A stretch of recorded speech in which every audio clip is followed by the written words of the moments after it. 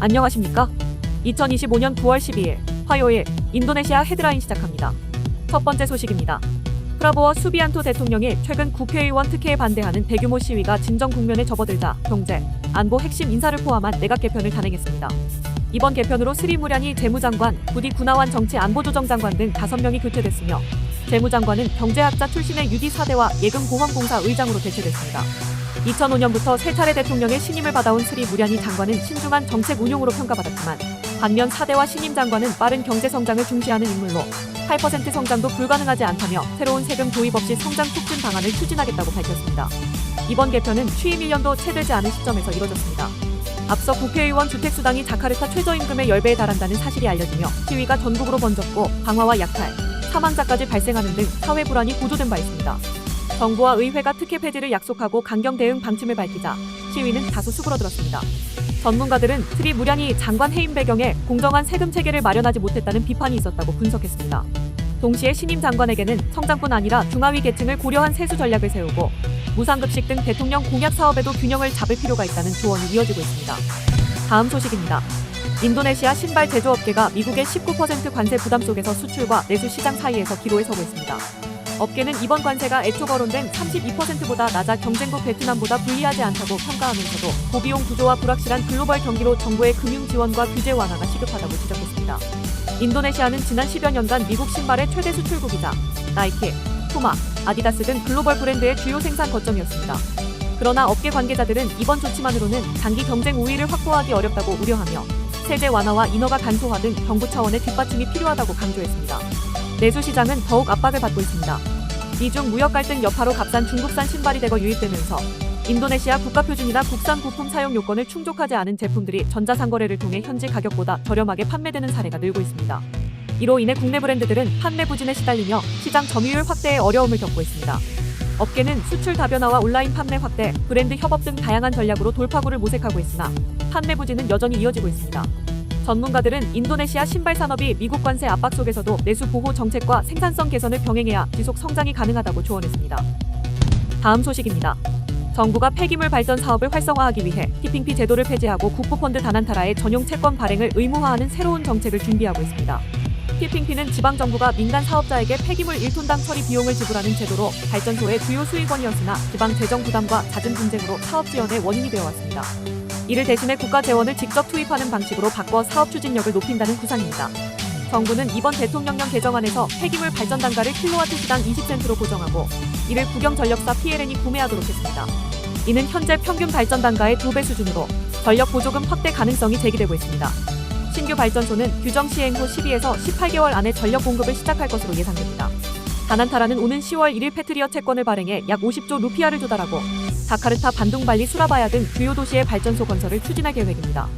한편 채권 금리는 2%로 낮게 책정돼 국내 투자자들이 애국심을 이유로 시장 금리보다 낮은 수익을 감수해야 한다는 비판도 나오고 있습니다. 전문가들은 이번 개정이 수년간 표류해온 사업을 다시 궤도에 올릴 수 있는 계기가 될 것이라고 평가하면서도 민간 사업자에게 비용 기술적 부담이 집중될 수 있다는 우려를 제기했습니다. 또한 토지 확보, 배출가스 및 유해 폐기물 관리, 안정적인 쓰레기 공급 등 여전히 풀어야 할 과제가 남아있으며 태양광, 풍력 등 다른 재생에너지 대비 폐기물 발전의 기여도는 여전히 제한적이라는 지적도 이어지고 있습니다. 다음 소식입니다. 인도네시아 검찰청이 나딘 마카림 전 교육부 장관을 크롬북 조달 사업 관련 부패 혐의로 피의자로 체포했습니다.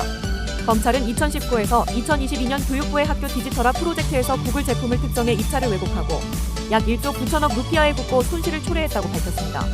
나딤 전 장관은 이날 변호인과 함께 검찰에 출석해 조사를 받았으며 혐의를 전면 부인했습니다. 검찰에 따르면 나딤 전 장관은 구글 인도네시아와 협의해 크롬북 납품을 추진했으며 내부 연구팀의 비효율성 지적에도 불구하고 사업을 강행했습니다. 또한 입찰 조건에 구글 운영체제인 크롬 OS를 명시하도록 지시해 특정 업체에 유리한 구조를 만들었다는 의혹이 제기됐습니다.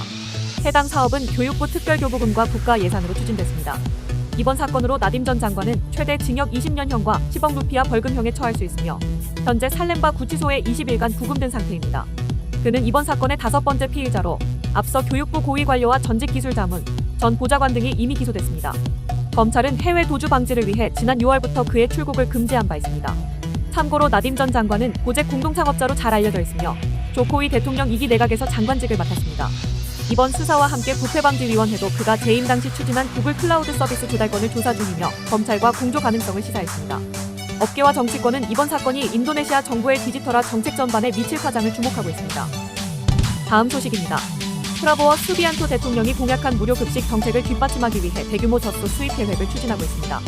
정부는 5년간 100만 마리 젖소를 들여와 국내 젖소 규모를 4배 이상 늘리고 이를 통해 8,300만 명의 아동과 임산부에게 무료 급식을 제공하겠다는 방침입니다. 그러나 올해 목표치 20만 마리 중 7월까지 실제 수입된 젖소는 11,000여 마리에 불과해 계획의 현실성이 도마 위에 올랐습니다.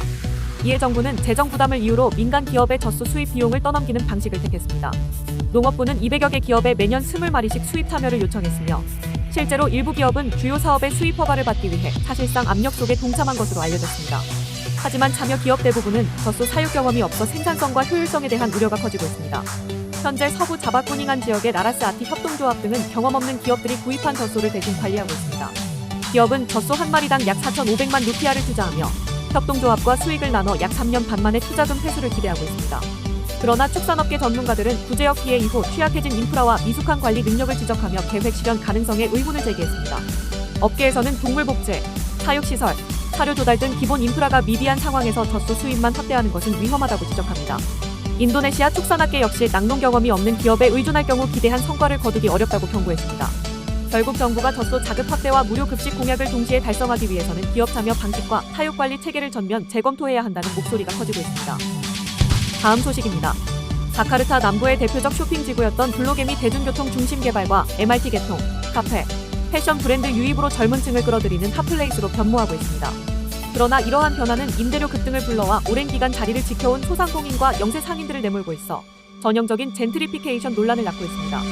블로겜 허브의 점포 임대료는 공식적으로 월 30만에서 150만 루피아 수준이지만 실제 상인들이 내는 금액은 그 몇 배에 달한다는 증언이 이어지고 있습니다. 임대료 부담을 견디지 못해 점포를 비우는 사례가 속출하고 있으며 남은 상인들도 생존을 위해 적자를 감수한 채 버티는 상황입니다. 운영사인 MRT 자카르타와 협동조합 측은 서로 임대료 결정 책임을 떠넘기며 갈등을 빚고 있습니다. 자카르타시 당국은 블로겜을 세계적 도시로 도약하기 위한 핵심 거점으로 삼고 있지만 현장의 상인들은 불공정 임대 구조 개선과 생계 대책을 요구하고 있습니다. 이에 시 당국은 블로겜 허브 하층에 더 저렴하고 넓은 대체 공간을 마련했다고 밝혔습니다. 하지만 상인들은 수십 년간 쌓아온 단골을 잃고 처음부터 다시 시작해야 한다며 이전을 거리고 있습니다. 전문가들은 이번 사태가 단순히 블로겜만의 문제가 아니라 자카르타 전역에서 진행되는 재개발 과정의 구조적 문제를 드러낸다고 지적합니다. 도시 경쟁력 강화와 상권 활성화라는 명분 아래 추진되는 개발이 결국 기존 상인들의 생존권을 위협한다는 점에서 젠트리피케이션에 따른 사회적 비용을 줄이기 위한 보다 정교한 정책 설계가 필요하다는 목소리가 커지고 있습니다.